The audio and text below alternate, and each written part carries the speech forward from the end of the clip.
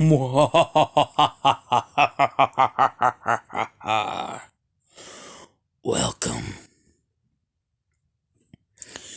to a horror video. Not just any horror video, though. I can't do that voice for a long time. Not just any horror video, though. This is a 3 a.m. horror reaction video. I'm going to turn off my light here. I got a drink here for my voice.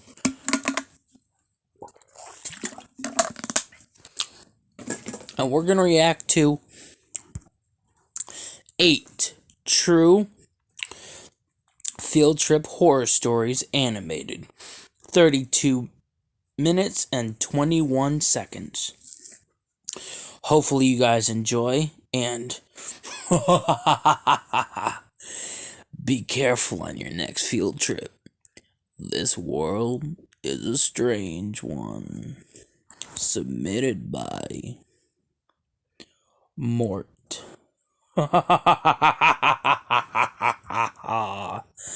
Let's jump in.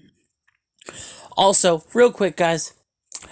Almost 2,500% of you guys have not subscribed to my channel. What are you doing?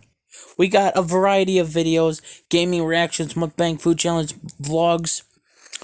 Make sure you guys subscribe, because you don't want to miss out on any upcoming videos for 2023, 2024, 2025, the end of 2022. You don't want to miss out. And when I turn 25, I have a special thing going on. I'm still working on it. Can't tell you what it is.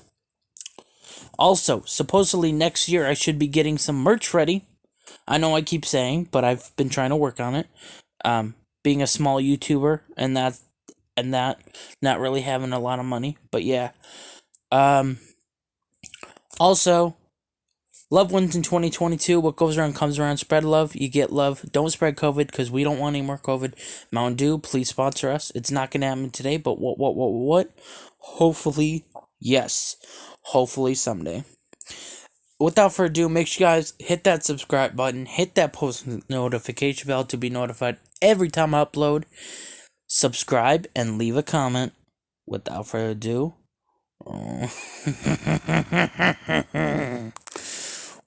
let's get into the video.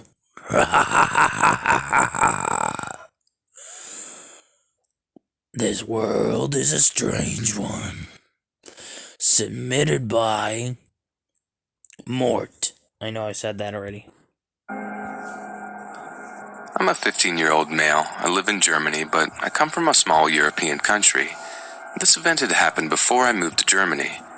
In my country, we have field trips, usually at the end of 8th grade, that last for a week or so.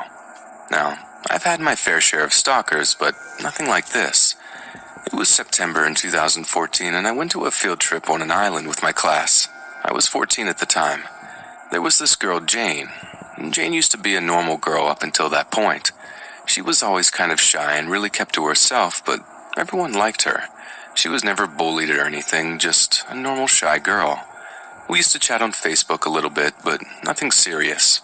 I never really harbored any feelings towards her, neither in her favor nor against her. Now, back to the field trip. I've smoked a couple of cigarettes with my mates in our hotel room, and then we met outside. The teacher wanted to show us some plants that were specific for that area. Now, I've noticed that Jane was talking to me more often than before, and that she had walked very near to me, but I thought that that was merely a coincidence. I didn't make a fuss about it, but as time went by, things had started to get worse. She started touching me, hugging me, and following me, respectively. On the 3rd day, we went on a cruise to a nearby island, and during the cruise, she was sitting next to me. She had a camera and was taking pictures of me. I had zero sense of restraint at that point since I was young and didn't think much of it. I've noticed that she was taking a suspicious amount of photos, mostly of me, and I told her to calm down. Then she talked to me for an hour, but she didn't say anything interesting. She was mimicking the Irish and British accents to me and basically blabbering stuff for approximately an hour. And I was just smiling and replying with, "That's nice."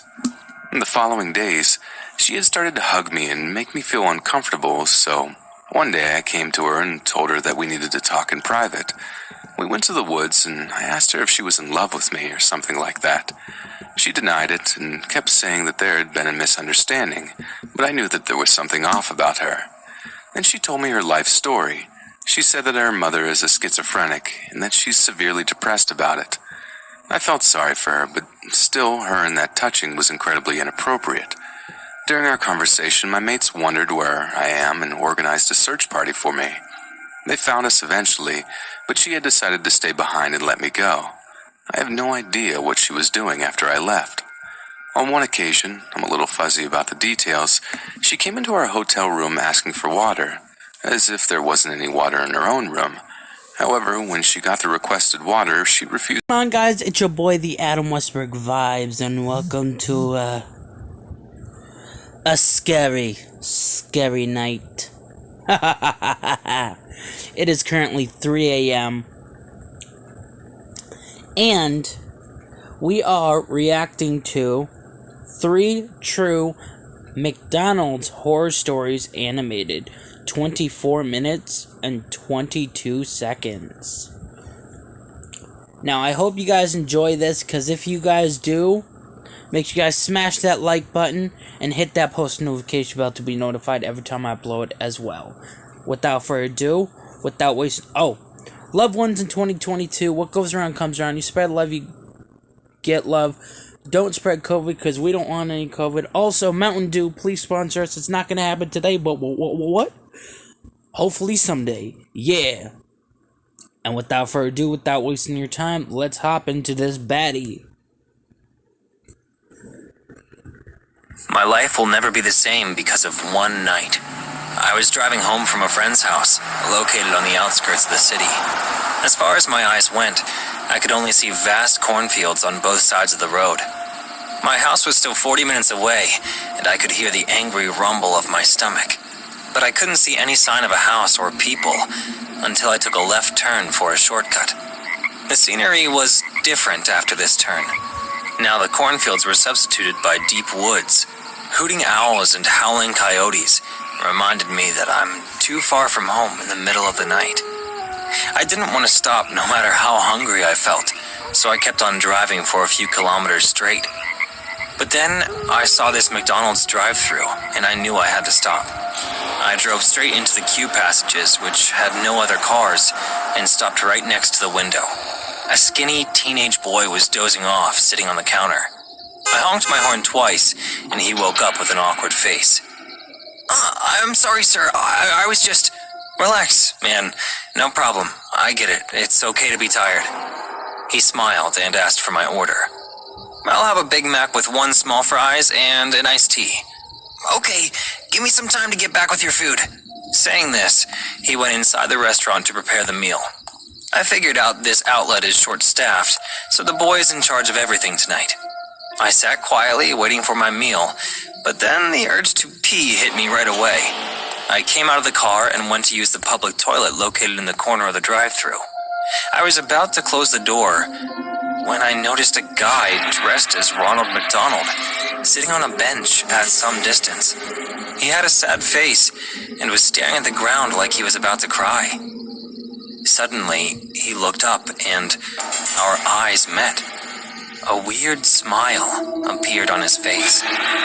His teeth were broken in places, making his smile way more horrible. His eyes were big, yet drowsy. He had a hypnotic stare that made me very uncomfortable. His face was so bony that I could see his cheekbones gushing out of his skin. I couldn't move, and he just watched me for a few seconds. And then he stood up, retaining that same creepy smile, and started to jog, standing in the same place. What a creep!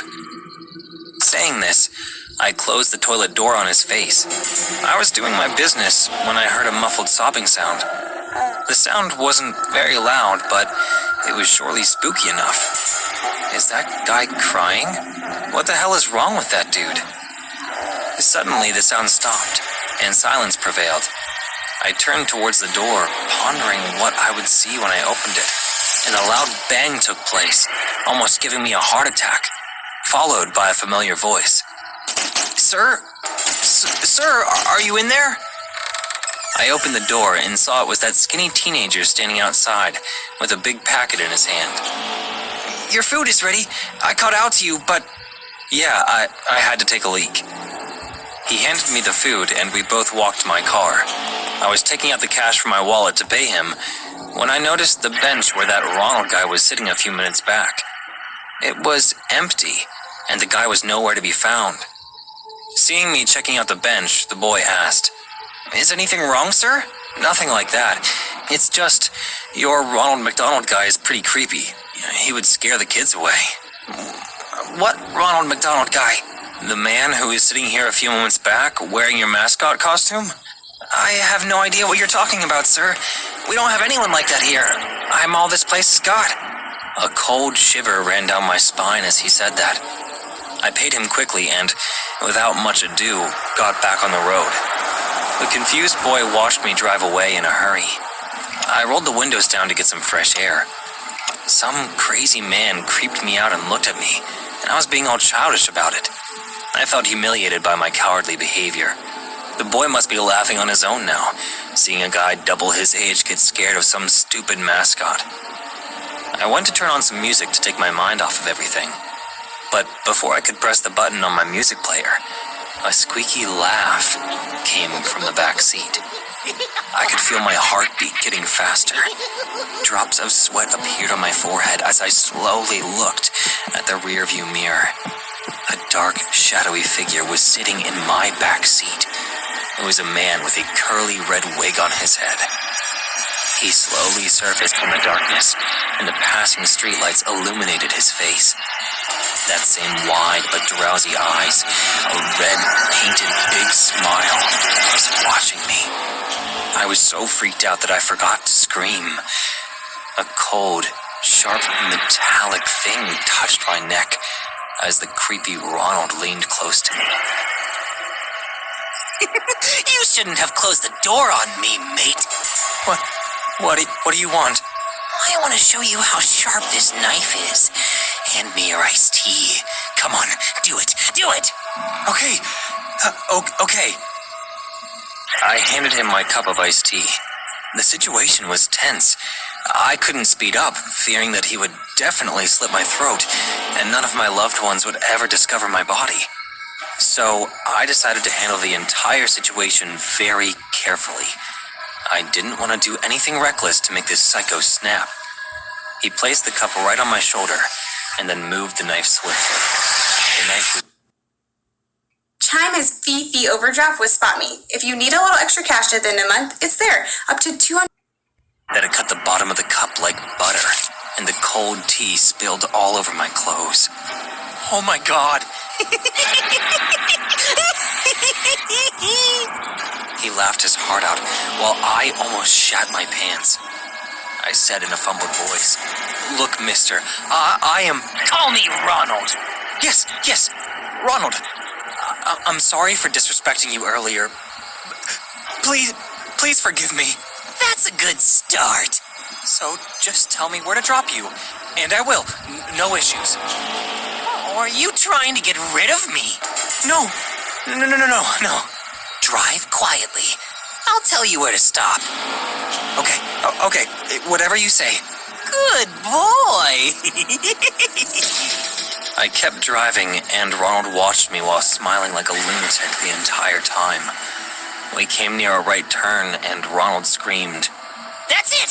Stop right there, and then we will both get out of the car. It will be a night full of so much fun!" I slowed the car down near the turn. I knew deep in my heart that if I got down there with this psycho, I'm probably never going back home. I have to do something to save myself. I kept trying to think of a way to fool him and get away with my life when he yelled again. "Are you going to stop, or should I make you?" No, I'll stop. I slowed the car down but didn't turn off the engine. He opened the back door, and as soon as he stepped outside, I put the car in gear to speed away, but instead of the first gear, I put the car in reverse out of panic.